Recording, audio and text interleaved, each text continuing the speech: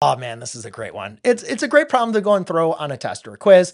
Because a lot of students, we all know, once you look at this problem and you see the fractions, a lot of students are going to immediately give up. They're like, I don't know how to do this problem. Okay. Now, some students might know exactly what to do. They're like, I need to factor out a 1/4, but then they have no idea how to do it.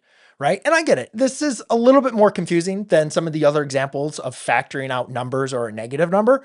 But ladies and gentlemen, if we can just break things down step by step, I, I think we can feel comfortable doing it. And then I'll also give you a tip at the end here that you can use where we can actually get rid of the fractions and get the exact same answer. It's pretty cool. So let's go through the process of like, all right, well, let's factor out a 1/4, because what I want you to see here is I have a 1/4 here and a 4 here in the denominator. This doesn't have a denominator, but here's the cool thing that I could do. Could you rewrite 2 with a denominator 4? If I want to factor out this 4 from the denominator, right? Because that's what I want to get rid of. Can I rewrite 2 as 1/4? Well, you can rewrite 1 is equal to a 4 over 4. So therefore a 2 is equal to 8 over 4. Wouldn't you agree with that? Right? 2 is equal to 8 over 4. Then at least it has a 4 in the denominator. Then I think it's going to be a little bit easier for me to be able to see how dividing out or factoring out that 1/4 is going to work. I forgot to even write it in there. I'm like talking about it, but I didn't even write it in there. So let's go ahead and put in a 8 over 4. There you go. Now when I factor out my 1/4, right? 1's in the numerator, factoring that out. So that's not really doing anything. That's just going to leave me with an 8x squared minus 8x plus a 15. Okay. Now, can I go ahead and factor this? Yes, I can. But let's pretend that you didn't understand this. Let's say you still understood like factoring out, which is basically like dividing. How do you divide a 1/4 from 2? Well, again, multiply by the reciprocal, right? Multiply by the reciprocal.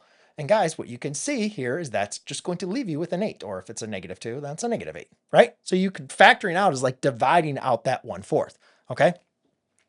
So now I need to look at my factors of 15, which again is going to be 15 and 1, 3 and 5. And again, since my last term is positive, I need to get a sum that's going to give me my middle term. Well, obviously 15 and 1 give me 16. 5 and 3, though, are going to give me 8. Since it's a -8, though, both of those factors have to be negative. So it's an x minus 3 times an x minus 5. Now, you want to see this extra tip? Okay, so here's a cool thing.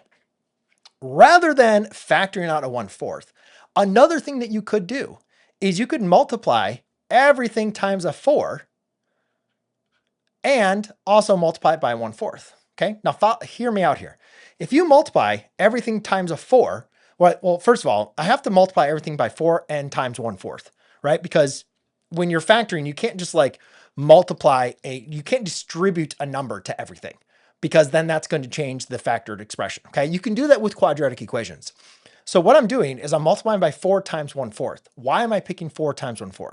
Well, 4 times 1/4 is just 1. So you can see how it's not changing the address of it's not changing the value of this expression. Okay, so as long as I multiply 4 and it's reciprocal, I'm keeping everything preserved. The cool thing is though, when I multiply by 4, that is now just going to leave me with exactly what we were looking for. X squared minus a 8x plus 15. Just remember though, I still have to multiply by that 1/4, right? And again, we can see that from that factored out form. So I prefer to understand the fact, like factoring out the fractions. A lot of students don't like that. So that's fine. Find the common denominator of your fractions and then multiply it by its reciprocal to produce that factored form. And that's a great way you can get around it.